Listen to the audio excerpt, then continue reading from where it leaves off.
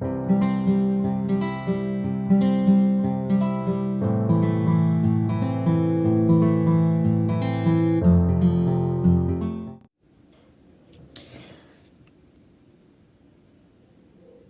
साथीहरू, स्वागत छ तपाईहरुलाई मेरो एस च्यानल आरएन क्लासेस सेन्टरमा। आजको यस भिडियो अन्तर्गत हामीले क्लास 11 अकाउन्ट को युनिट 5 को युनिट 5 सब्सिडायरी बुक्स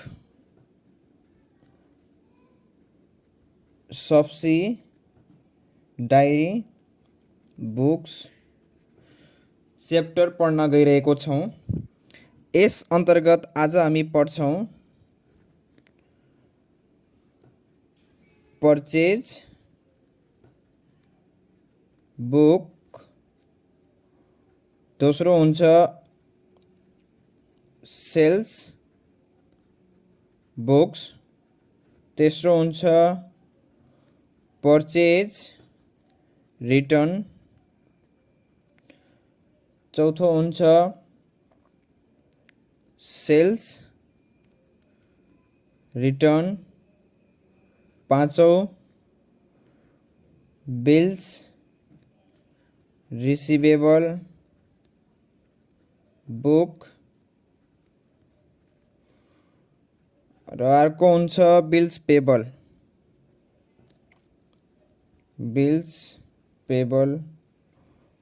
बुक। ठीक छ, 6 वटा हामीले पढ्नुपर्ने हुन्छ। इम्पोर्टेन्ट भनेको यसमा 4 वटा मात्रै छ। बढी इम्पोर्टेन्ट भनेको 4 वटा, purchase sales, purchase return, sales return. Very important छ 4 वटा।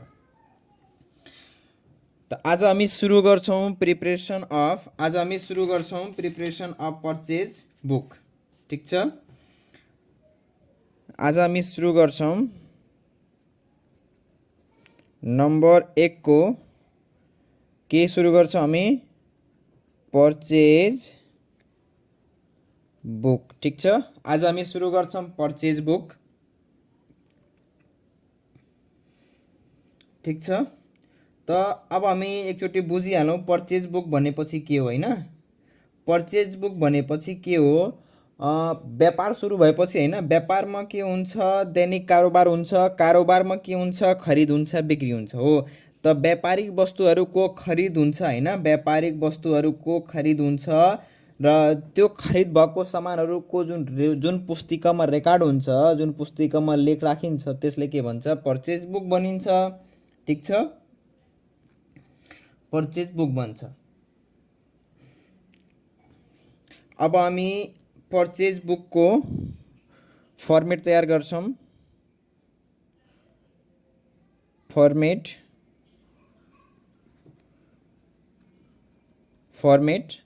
त फर्मेटमा यहाँ माथि हुन्छ परचेज बुक अफ, कसको हो नाम दिएको हुन्छ क्वेशनमा, त्यो नाम राख्ने। र अब हामी यसको फर्मेट तयार गर्छौं। परचेज बुक को फर्मेट तयार गर्छु म।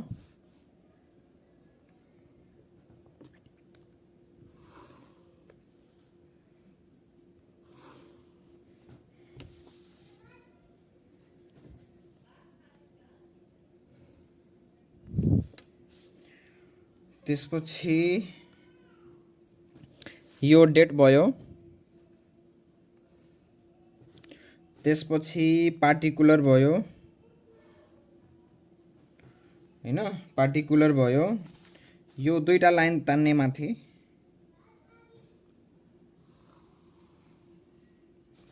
दुईटा लाइन तान्यो भने सजिलो हुन्छ। म बताउँदैछु सजिलो कहाँ हुन्छ। यो इन्भोइस भइहाल्यो। ठीक छ, अनि त्यसपछि यो एलएफ भइहाल्यो र यहाँ हुन्छ डिटेल र अमाउन्ट हुन्छ। ठीक छ, डिटेल र अमाउन्ट हुन्छ। यो बीचमा मेटाउँदा हुन्छ।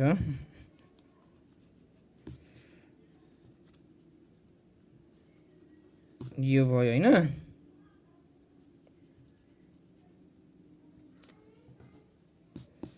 ल अब हामी हाम्रो यो फर्मेट रेडी भयो। यो भयो डेट, यो भयो पार्टिकुलर, ठीक छ। Date, particular, invoice, invoice number, ठीक छ। यो इन्भोइस नम्बर भयो, यो एलएफ भयो, अनि यो अमाउन्ट भयो, यो डिटेल लेखिन्छ यसलाई डिटेल्स, र यो टोटल,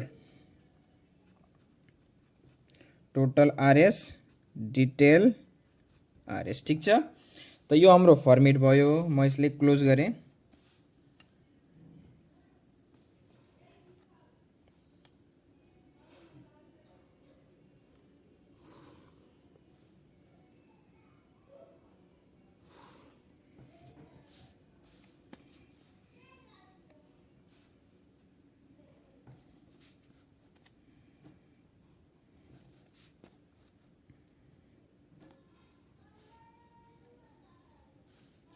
यो हाम्रो फर्मेट भयो। यो हाम्रो के को फर्मेट भयो? पर्चेज बुक को। अब यो पर्चेज बुक बनाउँदाखेरि के रुल चाहिन्छ? म यहाँ लेख्छु रुल्स। रुल्स हेर्नु होला। क्रेडिट पर्चेज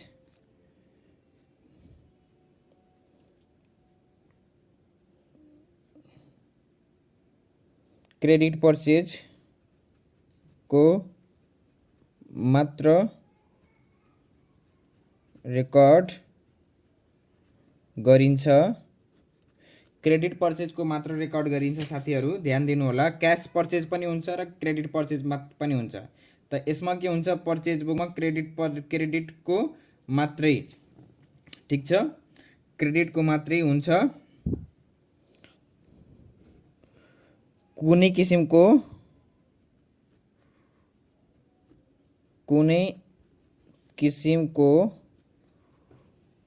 चार्ज दिएको छ भने एड गरिन्छ, ठीक छ। कुनै किसिमको चार्ज दिएको छ भने एड गरिन्छ। ट्रेड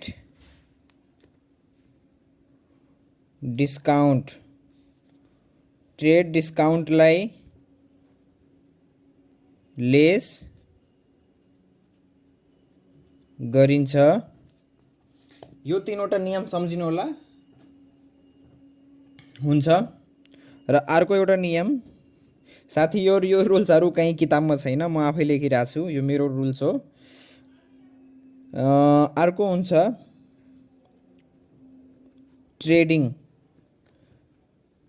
ट्रेडिङ गुड्स को मात्र रेकर्ड गरिन्छ। अब ट्रेडिङ गुड्स भन्नाले के बुझिन्छ भन्दाखेरि, जस्तै अब मानौं कुनै पसल छ, कुनै व्यापार छ, त्यो चामलको व्यापार हो। त चामल किन्नु र बेच्नु त्यसको के हो? ट्रेडिङ गुड्स हो। अब मानौं त्यही व्यापारीले किनिरहेछ फ्रिज, कम्प्युटर, त त्यसको त्यो ट्रेडिङ गुड्स मानिन्न है। जे नेचरको, जे कारोबारको लागि सामान किनेको हो, जे कारोबारको लागि बिजनेस गरेको, त्यो सामानको मात्र खरिद बिक्री हुन्छ भने त्यसलाई ट्रेडिङ गुड्स भन्छ, व्यापारिक वस्तु भन्छ हैन। त्यो त्यसको मात्र रेकर्ड राखिन्छ। अब हामी क्वेशन तर्फ जान्छौं। एउटा क्वेशन सल्युसन गर्छौं हैन यसको।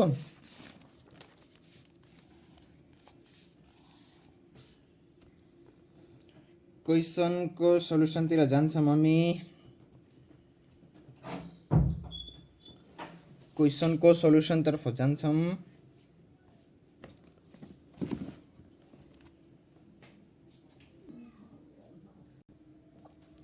त आज हाम्रो यो क्वेशन रहेको छ 2075 सालको हैन, 2075 सालको छ हैन। यसमा हामीले के सोधेको छ? Purchase book. यहाँ दिएको छ हेर्नु होला, वैशाख 1 मा डेट दिएको छ, पर्चेज्ड फ्रम विनोद स्टोर। यसमा केही पनि दिएको छैन। के भन्छ? पर्चेज्ड फ्रम विनोद स्टोर अथवा purchased from Vinod store on cash भन्यो भने त्यो क्याश बुझिन्छ।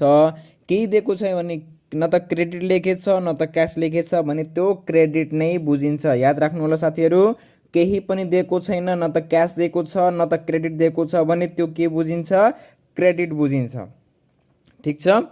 त अब हामी यहाँ हेरौँ विनोद स्टोरबाट के गरेछौँ? सामान किनेछौँ 60 ब्याग्स अफ राइस, 60 बोरा चामल हामी किनेछौँ 4000 रुपियाँ पर ब्यागबाट, र सुगर किनेछौँ। त्यसपछि अर्कोबाट हामी के किनेछौँ? आकाश स्टोरबाट राइस र सुगर। त यो के भयो? ट्रेडिङ गुड्स भयो। यो रेकर्ड गर्न मिल्छ। किन मिल्छ? एक त ट्रेडिङ गुड्स भयो, अर्को के भयो? यो क्रेडिट पर्चेज भयो। हाम्रो रुलसँग मेल खान्छ हैन। अब हामी यसले के गर्छौँ? रेकर्ड गर्न मिल्छ। ठिक छ। त अब हामी जान्छौँ सोल्युसनतिर। सोल्युसन कति सालको क्वेसन? 2075 question number 10। ठिक छ। सोल्युसन गिवन परचेज बुक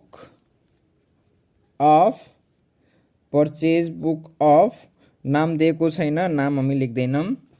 जस्तै यहाँ के हुन्छ? नाम दिएको हुन्थ्यो following transaction are given to purchase, following transaction relating to purchase are given of mister भनेर यहाँ नाम दिएको हुन्थ्यो भने त्यो हामी यहाँ के गर्थ्यौँ? हामी यहाँ नाम राख्थ्यौँ। त्यो क्वेसनमा नाम दिएको छैन, त्यही भएर हामी डट डट राख्यौँ। अब हामी के गर्छौँ? यसको फर्मेट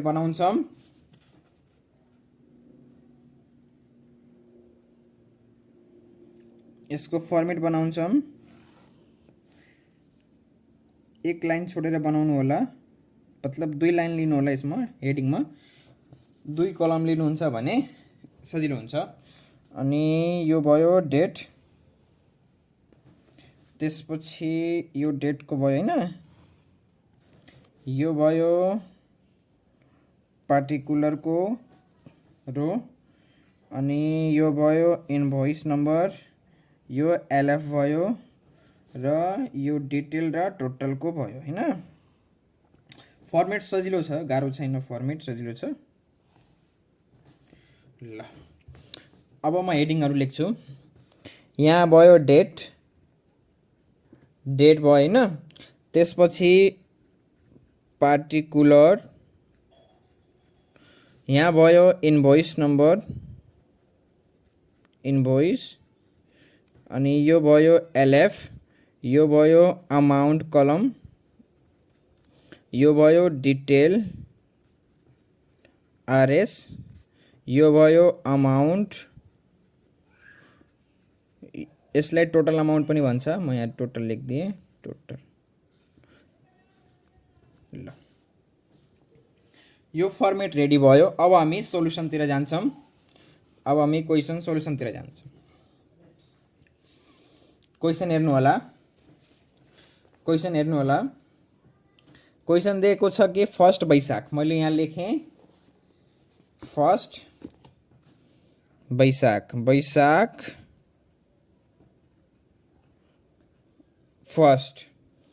वैशाख 1 विनोद स्टोर मैले राख्दिएँ है नाम। यहाँ माथि विनोद स्टोरबाट सामान किनेको विनोद स्टोर। के किनेको छ? 60 bags of rice at the rate rupees 4000 per bag. यो ख्याल गर्नु होला साथीहरु, कहिले के भन्छ पर ब्याग नभनेर 60 bag of rice at the rupees 4000 भन्दियो भने के 60 बोराको 4000 रुपैयाँ हो भन्ने बुझिन्छ। यहाँ पर ब्याग भन्यो भने एउटा बोराको 4000 रुपैयाँ हो। अब हामी के गर्छौँ? यो 60 इन्टु 4000 गर्छौँ हैन। 60 इन्टु 4000 गर्छौँ, कति आउँछ हेरौँ। 60 इन्टु 4000 2,40,000, 2,40,000 आयो हैन। अब हामी फेरि हेरौँ के दिएको छ? 300 kg of sugar at the rate rupees 70 per KG. 1 KG 300 kilo चामल किनेछौँ, सरी चिनी किनेछौँ 70 रुपियाँ केजीमा। तो 7 त्रिक 21,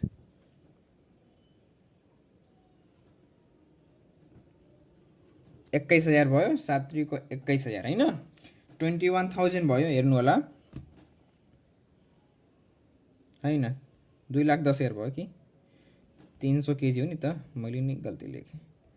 300 × 70 ठिक छ, 71,000 21,000। अब हामी यो जोड्छौँ 21 प्लस 2,40,000 कति भयो? 2,61,000 भयो। 2,61,000 भयो होइन, यो 2,61,000 भयो। अब हामी के गर्छौँ त म देखाउँछु क्वेसन तपाईहरुलाई। यहाँ क्वेसनमा के दिएको छ हेर्नु होला। 10% trade discount on both item. दुईटै आइटममा के छ? दुईटै आइटम भन्नाले राइस र सुगर, दुईटै आइटममा 10% ट्रेड डिस्काउन्ट छ। त मैले भनेको थिएँ रुल्समा, म देखाइदिन्छु तपाईहरुलाई। रुल्समा मैले के भनेको छु? ट्रेड डिस्काउन्टलाई लेस गरिन्छ। अब हामी के गर्छौँ हेर्नु होला। लेस 10% ट्रेड डिस्काउन्ट, ठीक छ। त 10% 2,61,000 को 10% भनेपछि कति हुन्छ? इन्टु 10% 26,100, 26,100 लेस गर्छौँ। त यो लेस गरेको पैसा हामी यसमा लेख्छौँ। त अब हेर्नु होला, माइनस 2,61,000, 2,34,900, 2,34,900 यो हाम्रो फर्स्ट को भयो, वैशाख फर्स्ट को। अब हामी सेकेन्ड क्वेसनमा जान्छौँ। वैशाख 20 भनेर दिएछ, वैशाख 20। यसमा कहाँबाट किनेछौँ? आकाश स्टोरबाट किनेछौँ। आकाश स्टोरबाट हामी के किनेको छौँ? यहाँ दिएको छ 200 बैग अफ के हो? राइस @ ₹6,000 पर बैग। 200 बैग हामी चामल किनेछौँ होइन, 6,000 रुपियाँको रेटले। त 6 दुना 12, 3 0 यो कति भयो? 12 लाख भयो। हेर्नु होला, 6,000 × 200 12 लाख भयो होइन। अब यहाँ लेख्छौँ हामी 12 लाख। त्यसपछि अरू के किनेछौँ? 600 KG of sugar @ ₹80 per KG. 8 छक 48,000, 48,000 यो भयो। अब यसलाई जोड्नु पर्यो होइन, यसलाई जोड्नु पर्यो। यो 48,000 लाई जोड्नु पर्यो। यो 48,000 लाई जोड्नु पर्यो। 12,48,000 भयो होइन, 12,48,000। त 12,48,000 बाट अब हामी के गर्न पर्यो? यहाँ हेर्नु होला, म क्वेसन देखाउँछु तपाईलाई। क्वेसन हेर्नु, म सोलुसन पनि गरेछु। यहाँ के भन्छ? Purchased from Akash store. मैले लेखेँ आकाश स्टोर। के लेखेछ? 200 bags of rice @ 6,000 per bag. मैले त्यही लेखेँ, 200 bags of rice @ 6,000 per bag multiply 200 × 6,000 multiply 12 lakh. 600 KG of sugar @ ₹80 मैले मल्टिप्लाई गरेँ 48,000 जोडेँ 1200 48,000। अनि यहाँ लेस 10% डिस्काउन्ट दिएको छैन, त्यही भएर यो ब्यालेन्स हामी जोड्छौँ, ठिक छ।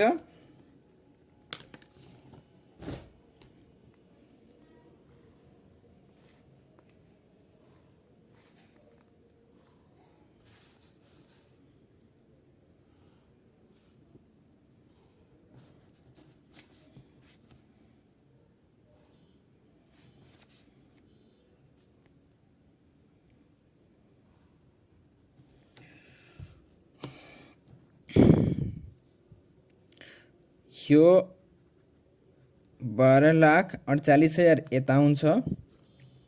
डाइरेक्ट यता लेखे पनि फरक पर्दैन, यो यता लेखे पनि केही फरक पर्दैन। अब हामी यहाँ लेख्छौँ टोटल। टोटलमा अब जोड्नु होला